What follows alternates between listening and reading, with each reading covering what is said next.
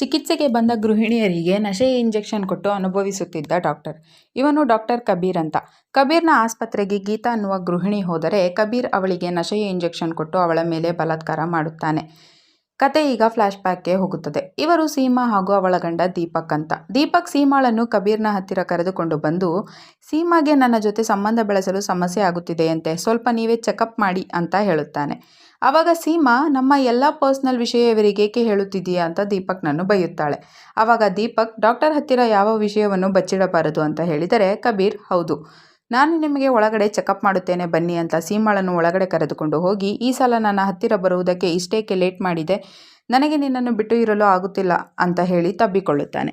ಆವಾಗ ಸೀಮಾ, ದೀಪಕ್ ಹೊರಗಡೆಯೇ ಇದ್ದಾನೆ ಬಿಡು ಅಂತ ಹೇಳುತ್ತಾಳೆ. ಆವಾಗ ಕಬೀರ್, ಗಂಡ ಪಕ್ಕದಲ್ಲಿರುವಾಗ ಅವನ ಹೆಂಡತಿಯನ್ನು ಅನುಭವಿಸುವ ಮಜವೇ ಬೇರೆ ಇರುತ್ತದೆ ಅಂತ ಹೇಳಿ ಸೀಮಾಳ ಜೊತೆ ಸ್ವರ್ಗಸುಖ ಕಾಣುತ್ತಾನೆ. ಕತೆ ಈಗ ಮತ್ತೆ ಫ್ಲಾಶ್ ಬ್ಯಾಕ್ಗೆ ಹೋಗುತ್ತದೆ. ಸೀಮಾಳ ಮನೆಯಲ್ಲೊಂದು ಕಾರ್ಯಕ್ರಮವಿದ್ದು ಅವಳ ಮನೆಗೆ ಅವಳ ಸಹೋದರ ವರುಣ್ ಹಾಗೂ ಅತ್ತಿಗೆ ಗೀತಾ ಬರುತ್ತಾರೆ. ಆವಾಗ ಸೀಮಾ ಅವರ ಯೋಗಕ್ಷೇಮ ವಿಚಾರಿಸಿಕೊಂಡು ಕಬೀರ್ ಹತ್ತಿರ ಹೋಗಿ ಬರೋಣ ಬಾ ಅಂತ ದೀಪಕ್ಗೆ ಹೇಳುತ್ತಾಳೆ.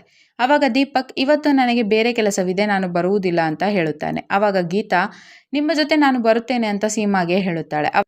ಆವಾಗ ಸೀಮಾ ಬೇಡ ಅಂತ ಹೇಳಿದರೆ ಸೀಮಾಳ ಅತ್ತೆ ಕುಸುಮ, ನಾನು ಇಲ್ಲಿ ನಿನ್ನ ಮಗುವನ್ನು ನೋಡಿಕೊಳ್ಳುತ್ತೇನೆ, ನೀನು ಗೀತಾಳನ್ನು ಜೊತೆಯಲ್ಲಿ ಕರೆದುಕೊಂಡು ಹೋಗು ಅಂತ ಸೀಮಾಗೆ ಹೇಳುತ್ತಾಳೆ. ಆವಾಗ ಸೀಮಾ ವಿಧಿ ಇಲ್ಲದೆ ಗೀತಾಳನ್ನು ಕಬೀರ್ ಹತ್ತಿರ ಕರೆದುಕೊಂಡು ಹೋಗುತ್ತಾಳೆ. ಆವಾಗ ಕಬೀರ್ ಗೀತಾಳನ್ನು ಕೆಟ್ಟ ದೃಷ್ಟಿಯಿಂದ ನೋಡುತ್ತಾ, ನಿಮ್ಮ ಹೆಸರೇನು ಅಂತ ಕೇಳುತ್ತಾನೆ. ಆವಾಗ ಗೀತಾ, ನನ್ನ ಹೆಸರು ಹೇಳಿದರೆ ಅದನ್ನು ಗಮನಿಸಿದ ಸೀಮಾ, ಸಮಯ ಮೀರಿ ಹೋಗುತ್ತಿದೆ, ಬೇಗನೆ ನನ್ನ ಟ್ರೀಟ್ಮೆಂಟ್ ಮಾಡ ಬನ್ನಿ ಅಂತ ಕಬೀರ್ಗೆ ಹೇಳುತ್ತಾಳೆ. ಆವಾಗ ಕಬೀರ್, ನೀನೇನು ಅರ್ಜೆಂಟ್ ಮಾಡಬೇಡ, ಇವತ್ತು ನಾನು ನಿನ್ನನ್ನು ಬಿಟ್ಟು ಬೇರೆ ಯಾವ ಪೇಷಂಟನ್ನು ನೋಡಲ್ಲ ಅಂತ ಸೀಮಾಗೆ ಹೇಳುತ್ತಾನೆ. ಆವಾಗ ಗೀತಾ, ಕಬೀರ್ ಅವರು ನಿನಗೆ ಸ್ಪೆಷಲ್ ಟ್ರೀಟ್ಮೆಂಟ್ ಕೊಡುತ್ತಿರಬೇಕು, ಅದಕ್ಕಾಗಿ ನೀನು ನನ್ನನ್ನು ಇಲ್ಲಿಗೆ ಕರೆದುಕೊಂಡು ಬರಲು ಹಿಂಜರಿಯುತ್ತಿದ್ದೆ ಅಂತ ಸೀಮಾಗೆ ಹೇಳುತ್ತಾಳೆ. ಆವಾಗ ಕಬೀರ್, ನೀವು ಇಷ್ಟಪಡುವುದಾದರೆ ಹೇಳಿ, ನಾನು ನಿಮಗೂ ಕೂಡ ಸ್ಪೆಷಲ್ ಟ್ರೀಟ್ಮೆಂಟ್ ಕೊಡಲೆ ಅಂತ ಗೀತಾಳನ್ನು ಕೇಳುತ್ತಾನೆ. ಆವಾಗ ಸೀಮಾ, ಅದೇನು ಬೇಕಾಗಿಲ್ಲ, ಮೊದಲು ನನ್ನ ಕೆಲಸ ಮುಗಿಸಿ, ನಾನು ಬೇಗನೆ ವಾಪಸ್ ಹೋಗಬೇಕು ಅಂತ ಕಬೀರ್ಗೆ ಹೇಳಿದರೆ ಕಬೀರ್ ಅವಳನ್ನು ಒಳಗಡೆ ಕರೆದುಕೊಂಡು ಹೋಗುತ್ತಾನೆ. ಆವಾಗ ಸೀಮಾ, ನೀನು ಗೀತಾಳ ತಂಟೆಗೆ ಏನಾದರೂ ಹೋದರೆ ನಾನು ನಿನ್ನನ್ನು ಕೊಲೆ ಮಾಡಿ ಬಿಡುತ್ತೇನೆ ಅಂತ ಕಬೀರ್ಗೆ ಹೇಳುತ್ತಾಳೆ. ಆವಾಗ ಕಬೀರ್, ಗೀತಾಳ ಯವ್ವನ ತುಂಬಿ ತುಳುಕುತ್ತಿದೆ, ನನಗಂತೂ ಗೀತಾ ಬೇಕೇ ಬೇಕು, ನೀನೇನಾದರೂ ನನಗೆ ಸಹಕರಿಸದೆ ಹೋದರೆ ನಾನು ನನ್ನ ಹಾಗೂ ನಿನ್ನ ಎಲ್ಲ ರಹಸ್ಯವನ್ನೆಲ್ಲ ನಿನ್ನ ಗಂಡನ ಮನೆಯವರಿಗೆ ತಿಳಿಸಿಬಿಡುತ್ತೇನೆ ಅಂತ ಹೇಳಿ ತನ್ನ ಹಾಗೂ ಸೀಮಾಳ ಪ್ರೈವೇಟ್ ವಿಡಿಯೋ ತೋರಿಸುತ್ತಾನೆ. ಆವಾಗ ಅದನ್ನು ನೋಡಿ ಶಾಕ್ ಆದಂತಹ ಸೀಮಾ, ಪ್ಲೀಸ್ ಈ ವಿಡಿಯೋ ಡಿಲೀಟ್ ಮಾಡು ಅಂತ ಕೇಳುತ್ತಾಳೆ. ಆವಾಗ ಕಬೀರ್, ನೀನು ಗೀತಾಳನ್ನು ನನಗೆ ಒಪ್ಪಿಸಿದರೆ ಮಾತ್ರ ಈ ವಿಡಿಯೋ ಡಿಲೀಟ್ ಮಾಡುತ್ತೇನೆ ಅಂತ ಹೇಳುತ್ತಾನೆ. ಆವಾಗ ಸೀಮಾ, ಗೀತಾಳ ಲೈಫ್ ಹಾಳು ಮಾಡಬೇಡ, ನಾನು ನೀನು ಕರೆದಾಗೆಲ್ಲ ಇಲ್ಲಿಗೆ ಬರುತ್ತೇನೆ ಅಂತ ಹೇಳುತ್ತಾಳೆ. ಆವಾಗ ಕಬೀರ್, ಸುಮ್ಮನೆ ಮಾತನಾಡುತ್ತಾ ಟೈಮ್ ವೇಸ್ಟ್ ಮಾಡಬೇಡ, ಬೇಗನೆ ಈ ವಿಡಿಯೋ ಡಿಲೀಟ್ ಆಗಬೇಕೆಂದರೆ ನೀನು ನಾಳೆಯ ಒಳಗಾಗಿ ಗೀತಾಳನ್ನು ಇಲ್ಲಿಗೆ ಕರೆದುಕೊಂಡು ಬಾ ಅಂತ ಹೇಳುತ್ತಾ ಸೀಮಾ ಜೊತೆ ಸ್ವರ್ಗಸುಖ ಕಾಣುತ್ತಾನೆ. ಆವಾಗ ಅಲ್ಲೇ ಇದ್ದ ಬೇರೆ ಮಹಿಳೆ ಕಬೀರ್ನನ್ನು ಕೋಪದಿಂದ ನೋಡುತ್ತಾಳೆ. ನಂತರ ಮನೆಗೆ ಹೋದ ಸೀಮಾ ಕಬೀರ್ಗೆ ಕಾಲ್ ಮಾಡಿ ನನ್ನಿಂದ ಇಂಥ ಪಾಪದ ಕೆಲಸ ಮಾಡಿಸಬೇಡ ಅಂತ ಬೇಡಿಕೊಳ್ಳುತ್ತಾಳೆ. ಆವಾಗ ಕಬೀರ್, ನನಗೆ ಅದೇನು ಗೊತ್ತಿಲ್ಲ, ನೀನು ನಾನು ಕೊಟ್ಟಂತಹ ಟ್ಯಾಬ್ಲೆಟ್ಸ್ಗಳನ್ನು ಗೀತಾಗೆ ಹಾಲಿನಲ್ಲಿ ಹಾಕಿ ಕುಡಿಸಿದೆಯೋ ಇಲ್ಲವೋ ಅಂತ ಕೇಳುತ್ತಾನೆ. ಆವಾಗ ಸೀಮಾ, ಹೌದು, ಅದನ್ನು ತೆಗೆದುಕೊಂಡಾಗಿನಿಂದ ಸೀಮಾ ಹುಷಾರಿಲ್ಲದೆ ಒದ್ದಾಡುತ್ತಿದ್ದಾಳೆ ಅಂತ ಹೇಳುತ್ತಾಳೆ. ಆವಾಗ ಖುಷಿಯಾದ ಕಬೀರ್, ಬೇಗನೆ ಅವಳನ್ನು ನನ್ನ ಹತ್ತಿರ ಕರೆದುಕೊಂಡು ಬಾ ಅಂತ ಹೇಳುತ್ತಾನೆ. ಆವಾಗ ಸೀಮಾ ವಿಧಿ ಇಲ್ಲದೆ ಗೀತಾಳನ್ನು ಕಬೀರ್ ಹತ್ತಿರ ಕರೆದುಕೊಂಡು ಹೋಗುತ್ತಾಳೆ. ಆವಾಗ ಕಬೀರ್ ಗೀತಾಗೆ ನಶೆಯ ಇಂಜೆಕ್ಷನ್ ಕೊಟ್ಟು ಸೀಮಾಳನ್ನು ಆಚೆ ಕಳುಹಿಸಿ ಗೀತಾಳ ಮೇಲೆ ಬಲಾತ್ಕಾರ ಮಾಡುತ್ತಾನೆ. ಕತೆ ಈಗ ವಾಸ್ತವಕ್ಕೆ ಬರುತ್ತದೆ. ನಂತರ ಆ ವಿಷಯ ತಿಳಿದ ಗೀತಾ, ನಿನ್ನಿಂದಾಗಿ ನನ್ನ ಲೈಫ್ ಹಾಳಾಗಿ ಹೋಯಿತು, ನೀನೇಕೆ ಕಬೀರ್ ನನ್ನ ಮೇಲೆ ಅತ್ಯಾಚಾರ ಮಾಡುವಂತೆ ಮಾಡಿದೆ ಅಂತ ಸೀಮಾಳನ್ನು ಕೇಳುತ್ತಾಳೆ.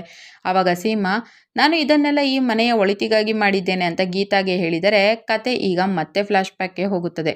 ಸೀಮಾ ಹಾಗೂ ದೀಪಕ್ನ ಮದುವೆಯಾಗಿ 2 ವರ್ಷ ಕಳೆದರೂ ಅವರಿಗೆ ಸಂತಾನವಾಗುವುದಿಲ್ಲ. ಆವಾಗ ಕೋಪಗೊಂಡ ಕುಸುಮ, ಇನ್ನು 1 ವರ್ಷದಲ್ಲಿ ನೀನೇನಾದರೂ ನನಗೆ ಮೊಮ್ಮಗನನ್ನು ಕೊಡದೆ ಹೋದರೆ ನಾನು ದೀಪಕ್ಗೆ ಬೇರೆ ಮದುವೆ ಮಾಡುತ್ತೇನೆ ಅಂತ ಸೀಮಾಗೆ ಹೇಳುತ್ತಾಳೆ. ಆವಾಗ ದೀಪಕ್, ನೀವು ಹೀಗೇಕೆ ಮಾತನಾಡುತ್ತಿದ್ದೀರಿ ಅಂತ ಕುಸುಮಾಳನ್ನು ಕೇಳುತ್ತಾನೆ. ಆವಾಗ ಕುಸುಮ, ನೀನು ಈ ವಿಷಯದಲ್ಲಿ ಭಾಗವಹಿಸಬೇಡ, ಇದೇ ನನ್ನ ಕೊನೆಯ ನಿರ್ಧಾರ ಅಂತ ಹೇಳಿ ಕೋಪಿಸಿಕೊಂಡು ಹೋಗುತ್ತಾಳೆ. ಆವಾಗ ದೀಪಕ್, ನಾನು ಹೇಗೆ ತಂದೆಯಾಗಲು ಸಾಧ್ಯ ಅಂತ ಸೀಮಾಗೆ ಹೇಳಿದರೆ ಶಾಕ್ ಆದ ಸೀಮಾ, ಏಕೆ, ಏನು ತೊಂದರೆ ಇದೆ ಅಂತ ಕೇಳುತ್ತಾಳೆ. ಆವಾಗ ದೀಪಕ್ ಮಾತು ಬದಲಾಯಿಸಿದರೆ ಸೀಮಾ ಅಳುತ್ತಾ, ನನಗೆ ನಿಮ್ಮನ್ನು ಬಿಟ್ಟಿರುವ ಶಕ್ತಿ ಇಲ್ಲ, ಇನ್ಮೇಲೆ ನಾವು ಒಳ್ಳೆಯ ಡಾಕ್ಟರ್ ಹತ್ತಿರ ತೋರಿಸಿ ಒಂದು ಮಗು ಪಡೆಯಲೇಬೇಕು ಅಂತ ಹೇಳುತ್ತಾಳೆ. ಆವಾಗ ದೀಪಕ್ ಸೀಮಾಳನ್ನು ಕಬೀರ್ ಹತ್ತಿರ ಕರೆದುಕೊಂಡು ಹೋದರೆ ಕಬೀರ್ ಸೀಮಾಳನ್ನು ಒಳಗಡೆ ಕರೆದುಕೊಂಡು ಹೋಗಿ ತಬ್ಬಿಕೊಳ್ಳುತ್ತಾನೆ. ಆವಾಗ ಶಾಕ್ ಆದ ಸೀಮಾ, ನಾನು ನಿನ್ನ ಮೇಲೆ ಪೊಲೀಸ್ ಕಂಪ್ಲೇಂಟ್ ಕೊಡುತ್ತೇನೆ ಅಂತ ಹೇಳುತ್ತಾಳೆ. ಆವಾಗ ಕಬೀರ್, ದೀಪಕ್ ತಂದೆಯಾಗಲು ಸಾಧ್ಯವಿಲ್ಲ, ಅವನಿಗೆ ಮೆಡಿಕಲ್ ಪ್ರಾಬ್ಲಮ್ ಇದೆ, ಈ ವಿಷಯ ಹಾಗೂ ಕುಸುಮ ಅವರು ನಿನಗೆ ಹೇಳಿದ ವಿಷಯವನ್ನೆಲ್ಲ ದೀಪಕ್ನೇ ನನಗೆ ಹೇಳಿದ್ದಾನೆ. ಯಾರಿಗೂ ಡೌಟ್ ಬರದ ಹಾಗೆ ನಾನು ನಿನಗೆ ಸಂತಾನ ಕೊಡುತ್ತೇನೆ. ಒಂದು ವೇಳೆ ನೀನೇನಾದರೂ ಇದಕ್ಕೆ ಒಪ್ಪದೇ ಹೋದರೆ ನಿನ್ನ ಗತಿ ಏನಾಗುತ್ತದೆಯೋ ಯೋಚನೆ ಮಾಡು ಅಂತ ಹೇಳುತ್ತಾನೆ.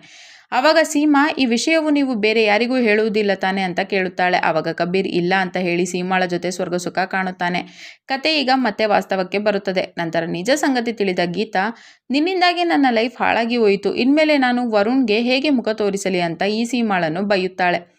ಆವಾಗ ಅದನ್ನೆಲ್ಲ ವರುಣ್ ಹಾಗೂ ದೀಪಕ್ ಇಬ್ಬರು ಕೇಳಿಸಿಕೊಳ್ಳುತ್ತಾರೆ. ಮರುದಿನ ಕಬೀರ್ನ ಕೊಲೆಯಾದರೆ ದೀಪಕ್ ನಾನೇ ಕೊಲೆ ಮಾಡಿದ್ದು ಅಂತ ಪೊಲೀಸರಿಗೆ ಹೇಳುತ್ತಾನೆ. ಆವಾಗ ಅಲ್ಲಿಗೆ ಬಂದ ವರುಣ್, ಕಬೀರ್ ಅತ್ತಿಗೆ ಹಾಗೂ ಗೀತಾಳ ಮೇಲೆ ಬಲಾತ್ಕಾರ ಮಾಡಿದ್ದ, ಹಾಗಾಗಿ ನಾನೇ ಕಬೀರ್ನನ್ನು ಕೊಲೆ ಮಾಡಿದ್ದು ಅಂತ ಪೊಲೀಸರಿಗೆ ಹೇಳುತ್ತಾನೆ. ನಿನ್ನೆಯ ದಿನ ವರುಣ್ ಕಬೀರ್ನನ್ನು ಕೊಲೆ ಮಾಡಲು ಹೋದರೆ ತಕ್ಷಣ ಕಬೀರ್ ಸತ್ತು ಹೋಗುತ್ತಾನೆ. ಆವಾಗ ದೀಪಕ್ ವರುಣ್ನ ಲೈಫ್ ಹಾಳಾಗಬಾರದೆಂದು ಆತನನ್ನು ಕಳುಹಿಸಿ ಪೊಲೀಸರಿಗೆ ಫೋನ್ ಮಾಡಿರುತ್ತಾನೆ. ನಂತರ ಅಲ್ಲಿಗೆ ಬಂದಂತಹ ಕಬೀರ್ನ ಹೆಂಡತಿ ವಿಮಲಾ, ಈ ಕೊಲೆಯನ್ನು ಮಾಡಿದ್ದು ನಾನು ಅಂತ ಪೊಲೀಸರಿಗೆ ಹೇಳುತ್ತಾಳೆ. ಆವಾಗ ಪೊಲೀಸರು ಕಾರಣ ಕೇಳಿದರೆ ವಿಮಲಾ, ಕಬೀರ್ ಒಬ್ಬ ಕ್ರೂರ ವ್ಯಕ್ತಿಯಾಗಿದ್ದ. ಅವನು ಮಾಡುತ್ತಿರುವ ಮೋಸದ ಬಗ್ಗೆ ನನಗೆ ಗೊತ್ತಾಗಿ ನಾನೇ ನಿನ್ನೆ ಅವನ ಡ್ರಿಂಕ್ಸ್ನಲ್ಲಿ ಪಾಯ್ಸನ್ ಹಾಕಿದ್ದೆ. ಆದರೆ ಆವಾಗಲೇ ವರುಣ್ ಹಾಗೂ ದೀಪಕ್ ಅಲ್ಲಿಗೆ ಬಂದಿದ್ದರು ಅಂತ ಪೊಲೀಸರಿಗೆ ಹೇಳುತ್ತಾಳೆ. ಕೊನೆಗೆ ಪೊಲೀಸರು ವಿಮಲಾಳನ್ನು ಅರೆಸ್ಟ್ ಮಾಡುತ್ತಾರೆ. ಕತೆ ಇಲ್ಲಿಗೆ ಮುಗಿಯುತ್ತದೆ. ಈ ವಿಡಿಯೋವನ್ನು ಪೂರ್ತಿ ನೋಡಲು ಅಲ್ಟ್ರಾ ಟಿವಿ ಸೀರೀಸ್ ಎಂಬ ಯೂಟ್ಯೂಬ್ ಚಾನಲ್ನಲ್ಲಿ ನಜಾಯತ್ ಸಂಬಂಧ್ ಎಂದು ಹುಡುಕಿ ನೋಡಬಹುದು.